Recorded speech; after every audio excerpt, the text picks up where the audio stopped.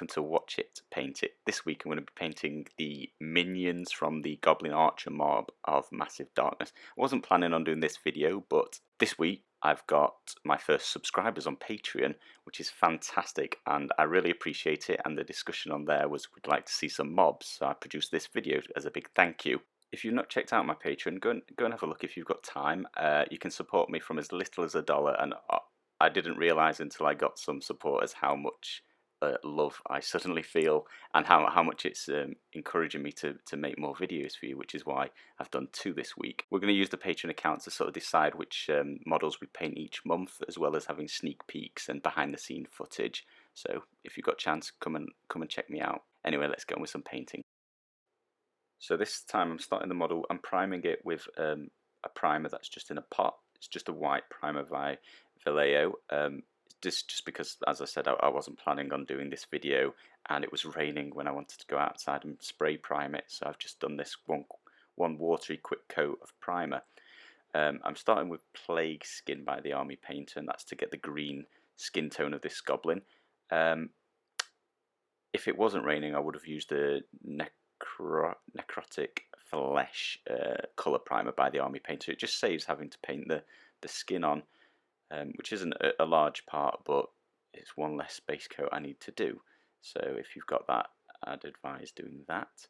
Next I'm using Scaly Hide, a slightly darker, similar toned to the flesh colour, and this is for his leggings, his tights, and his top as well. So I'm painting this quite a light green, although it's fairly dark in the art. But this is because I was planning on using a dark wash to tone it more accurately. So I'm using Cold Grey by Vallejo. This is for his skirt. Yeah, that's some sort of skirt. This is quite a light grey.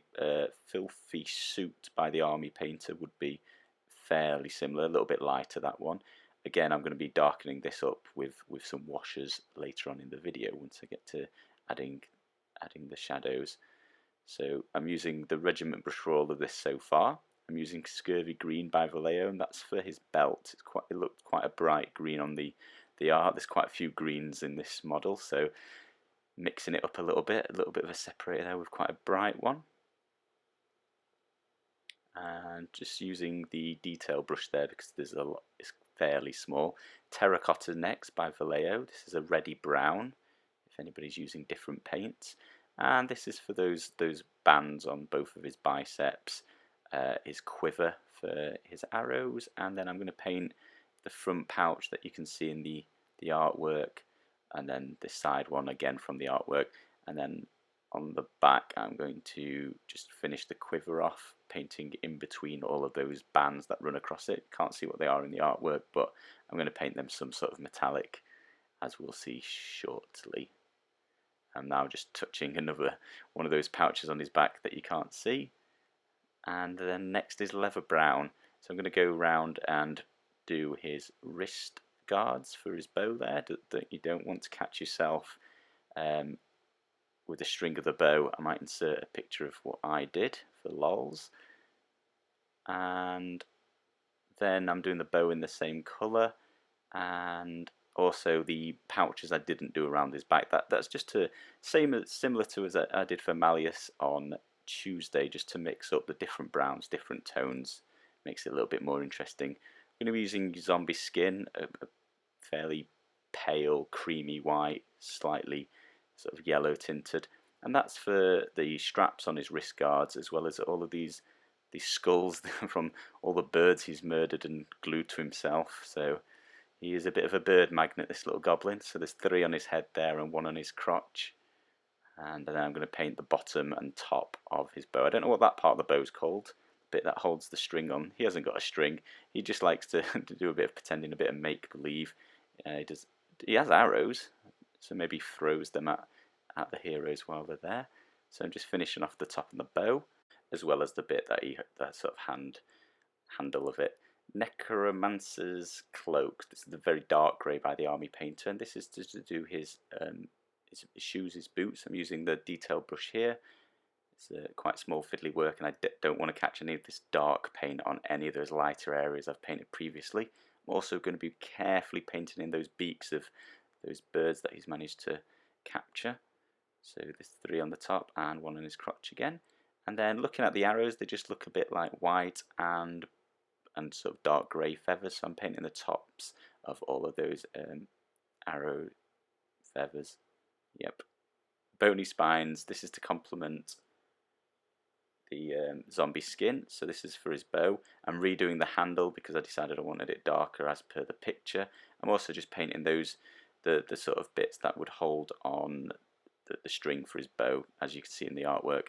I'm then going to do the first coat for all the gold that I'm going to be painting in. And this is just because this colour this applies very easily, and it's going to be a lot easier to paint the gold on top of, giving a nice gold effect. Especially, it's going to get a beige coat and then a highlight anyway, so the gold's going to shine through nicely.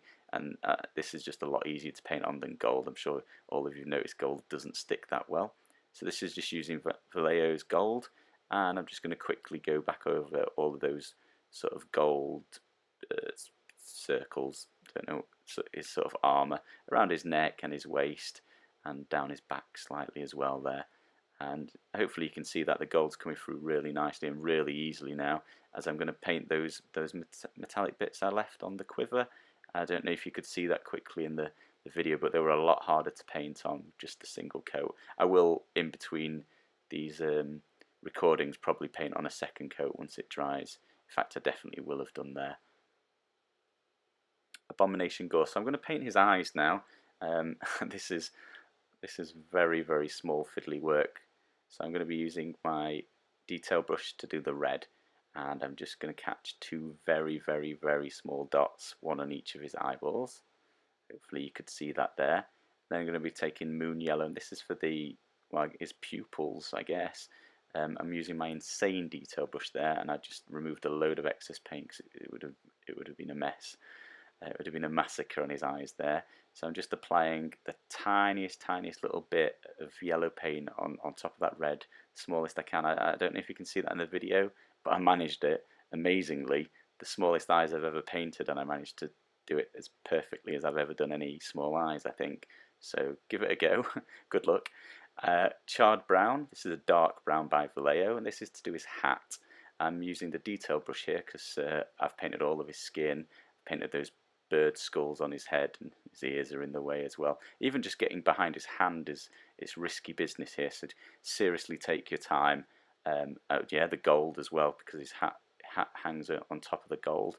So this is slow work, but it's worth it. And this again, this is a dark colour, so be fairly careful with this, because if you catch it, you need to wash it off as quickly as possible, because painting over it's going to be tedious with these light greens, for instance. So that's taking a little bit of my time up here, just being careful. It'd be good to paint on the skulls after the dark brown, I think. I just didn't have the dark brown available before, so I had to wait, unfortunately. So I just attached my model holder, which you can find in the description below if you needs be, and I'm just showing you what it looks like once the base coat's done. I'm pretty happy with this already. I've taken a lot of time and care over this, which is a little bit tedious knowing it's a mob and I've got 20 more of them or so to paint. So we're on to the shading next, and we're going to start with the Plague shader. This is a green shader by, not Vallejo, by the Army Painter. This is part of the Zombicide set, the Black Plague one. And we're going to be applying this carefully with the detail brush to all of his legs, all of them, all 2 of his legs and his top as well. So that's Scaly hide we're going to be covering in this, and that's to try and get it a lot darker as it shows in the picture. I'm going to be painting very small amounts, very carefully, to in between his fingers to give a sort of shadow effect, and inside his ears, because that's difficult to get the tone right otherwise. And then just a tiny bit on all of the muscles that you can see, as well as just around the edge of his hat, but it was even difficult to see because that's how little I applied. I just wanted a tiny bit of wash on this model. He's really pale skin in the picture, and I wanted to do that with as little wash as I could.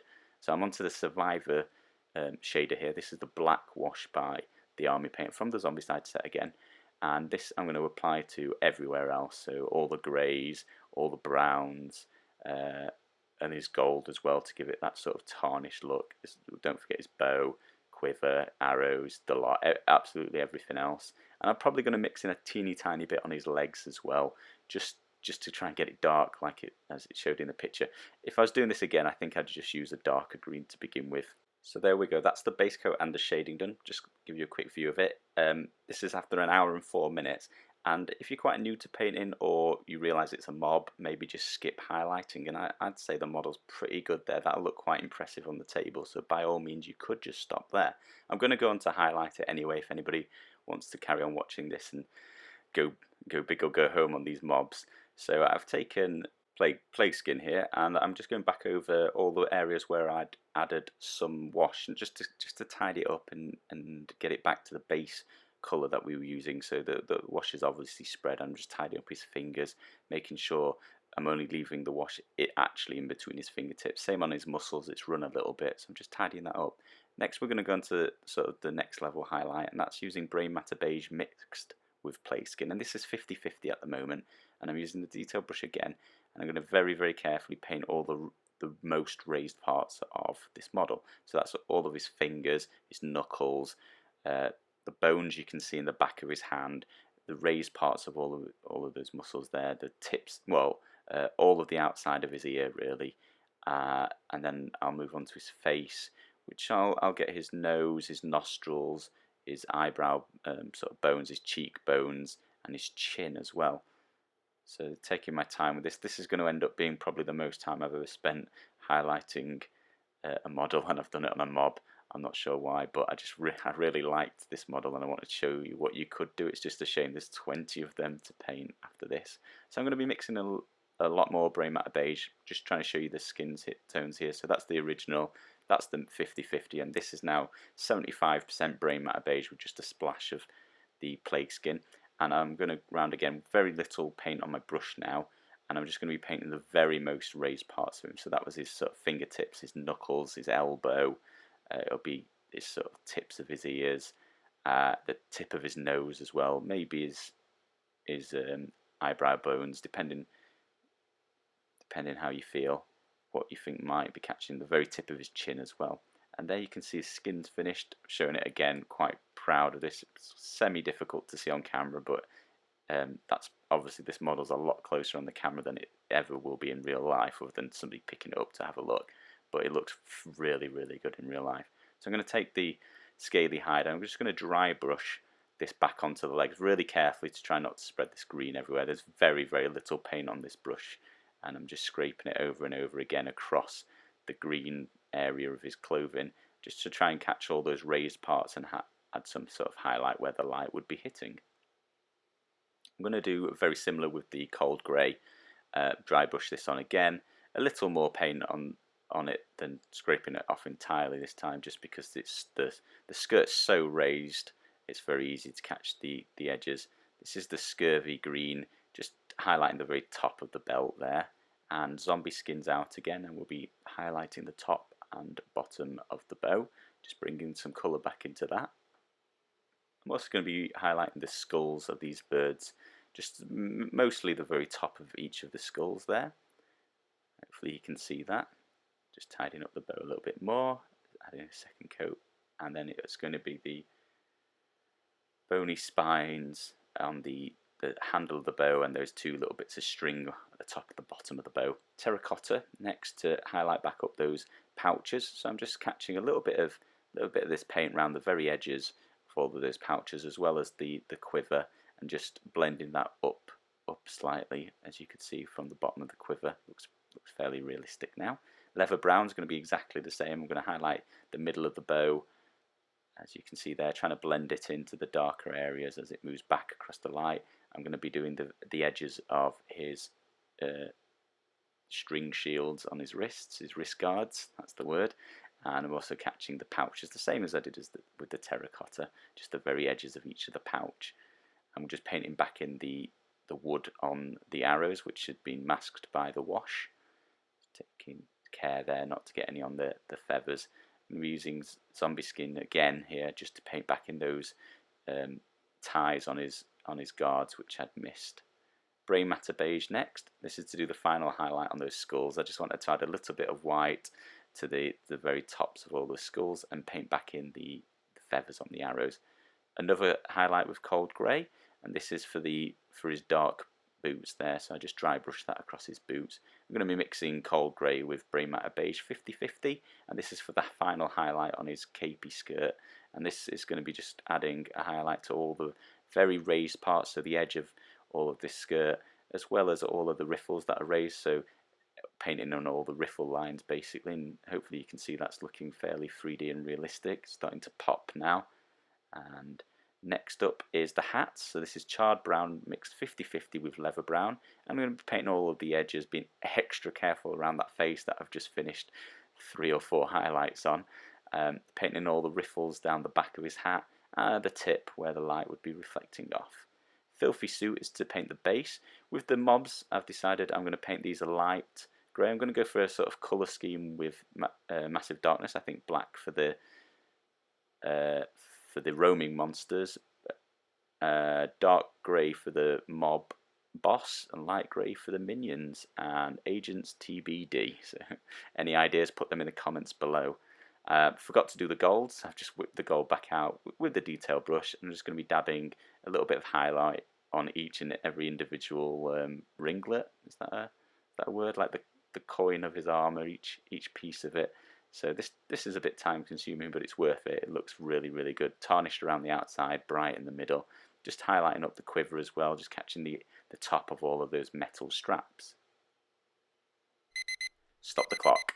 This model took a long time, which is, as I've mentioned, a bit upsetting for the fact it's a mob and there's another large quantity of them to do. 1 hour and 58, but it's possibly the best skin I've ever painted, and maybe actually one of the best highlighted models I've ever done.